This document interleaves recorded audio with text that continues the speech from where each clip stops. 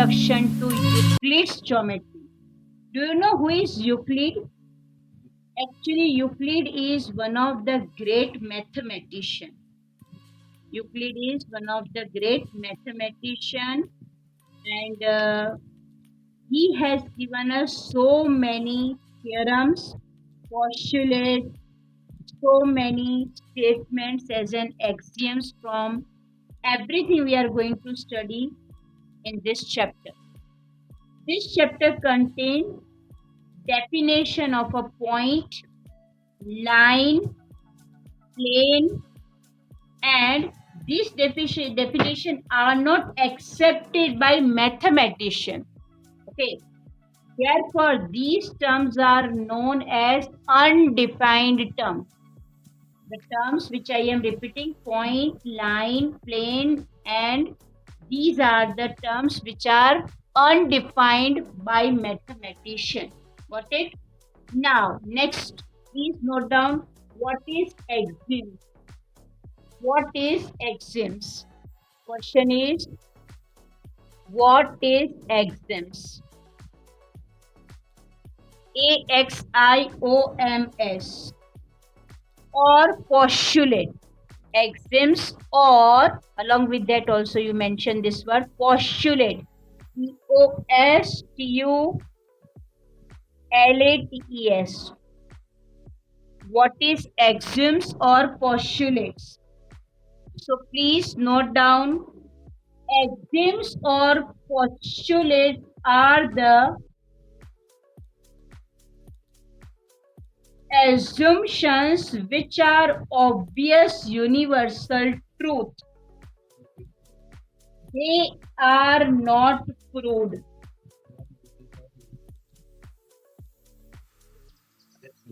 So next is, what is theorems? Theorems word, you are well aware with this word.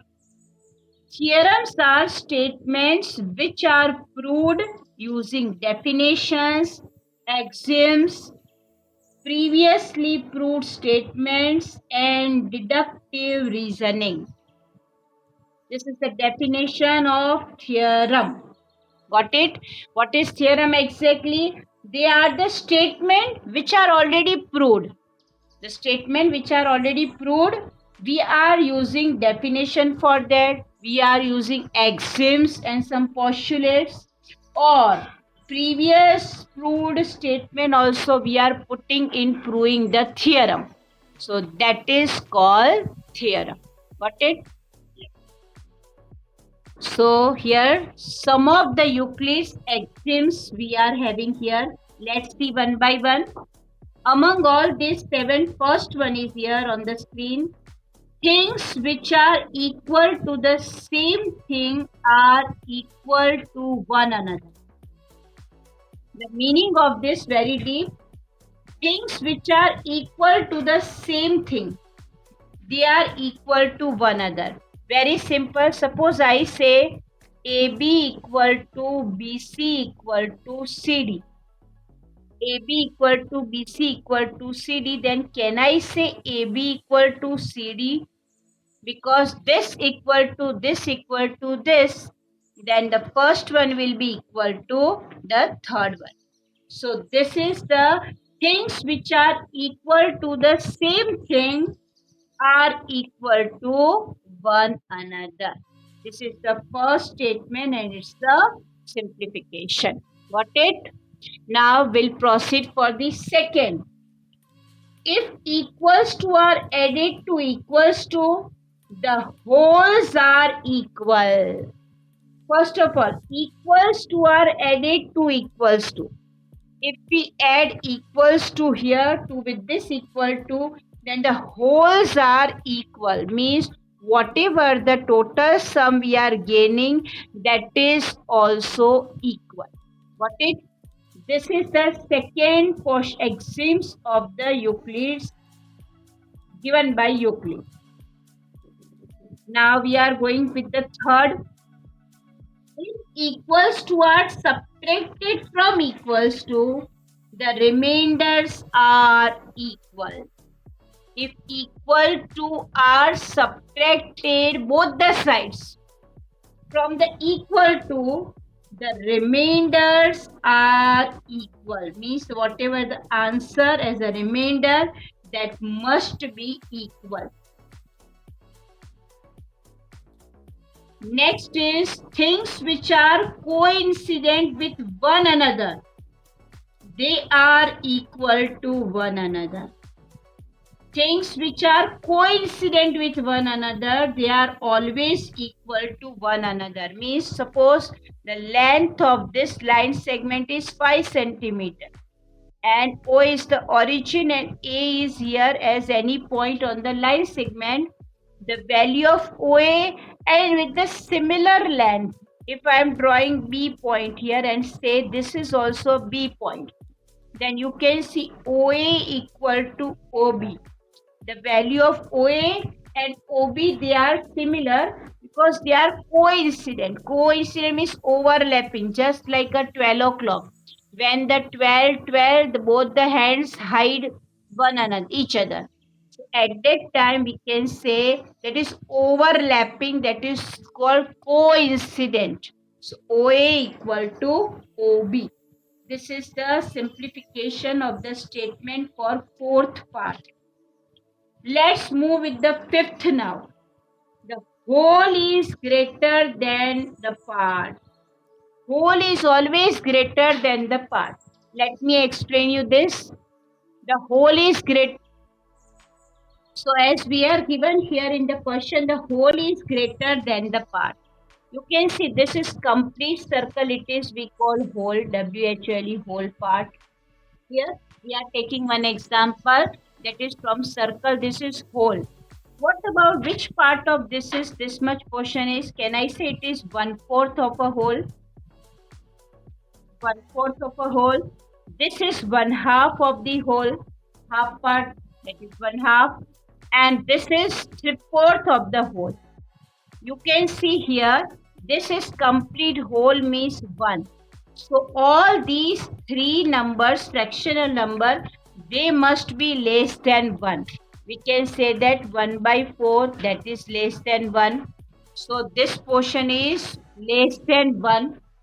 Similarly, 1/2. 1/2 is also less than 1. And of course, 3/4, that is also less than 1. So it proves the fifth axioms of Euclid. The whole is greater than the part. These are the three parts we have taken as an example. The whole is always greater than this part. Now let's proceed towards the sixth. Things which are double of the same things are equal to one another.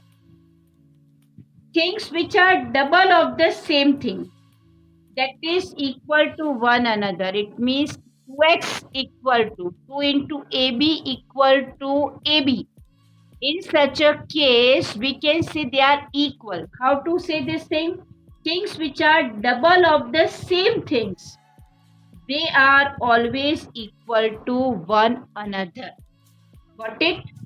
Now seventh is things which are half of the same thing, they are also equal to one another. Clear to you? Either it is double or either it is equal. They both are, half, they both are same. This is the seventh axioms of the Euclid's, given by Euclid's, a famous mathematician. So here we have studied all 7 axioms given by Euclid. Okay. Now we will proceed towards the Euclid's postulate. Okay, give the heading Euclid's postulates. So the Euclid's postulates, in the first one is postulate 1. A straight line may be drawn from any one point to any other point. Means this postulate is universal. We need not have to give any clarification for this. It is universal, accepted. Straight line may be drawn from any one point to any other point. That is very easy. This is straight line, one of the point A and B. We can draw any straight line that is joining the 2 points any on a plane surface.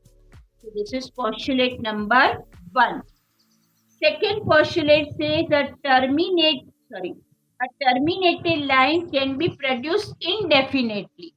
Now terminate. What is the meaning of terminate? Means if suppose we are choosing any line and this line is terminating. Let me call this line L, and if it is terminating, then the terminated line can be produced indefinitely. Indefinitely means both the sides this line go infinitely. That is also universal acceptance. Got it? So here third postulate is postulate 3. A circle can be drawn with any center and any radius. This has been exception, universal exception. That's why it is may contain this statement as a postulate. If we have any circle, it has any center. Okay, you can see here this is center, this is center. Let me call the center for this circle is C1, this is C2, and this is C3. And beside this, after drawing the circle, you come to know it has different radius. The radius of this circle is different than the radius of this circle, and that is also different than this circle. So finally, postulate number 3, it says that a circle can be drawn with any center and any radius. Clear to you? Now we'll work out on postulate number 4. Let's see what we are saying in that postulate number 4. Have you written? So here you can see on your screen postulate number 4 says all right angles are equal to one another. All right angles. You can see here angle ABC, that is 90 degree. Angle PQR, that is also 90 degree. Angle XYZ, that is also 90 degree. So my dear student, you can see here all these three which I have drawn here on the screen. You can see name of this angle is different. Name of all these angles are different, but they all are similar. Because reason behind that, this also 90 degree, this also 90 degree, and this also 90 degree. So without any giving any clarification, we universally accept this thing. All right angles are equal to one another. That is the postulate number 4. Got it? Now we'll work out on postulate number 5, which is very important. So please note down. Here it is. If a straight line falling on two straight lines makes the interior angles on the same side of it taken together less than two right angles, then the two straight lines, if produced indefinitely, meet on that side on which the sum of angles is less than two right angles. Very easy. This postulate actually we can go with that for the different triangles. Here if we are having equivalent version, the two equivalent version of Euclid's fifth postulate we are having for every line L and for every point P not lying on L, there exists a unique line passing through P and parallel to L. And second postulate, we are given two distinct intersecting lines cannot be parallel to the same line. These are the postulates which universally we are accepting, so need not have to give any proof for that. Okay. Now let's note down the important point we need to mention here. All the attempts to prove the Euclid's fifth postulate using the first four postulates failed, but they lead to the discovery of several other geometries called non-Euclidean geometries. Okay, so this postulate has been not it's not accepted by some of the mathematicians. So at that time, this postulate of Euclid that is called under the except the leaving the first four they are failed, and after that the major discovery come to know all these geometries except as non-Euclidean geometries, that is called non-Euclidean geometries. That's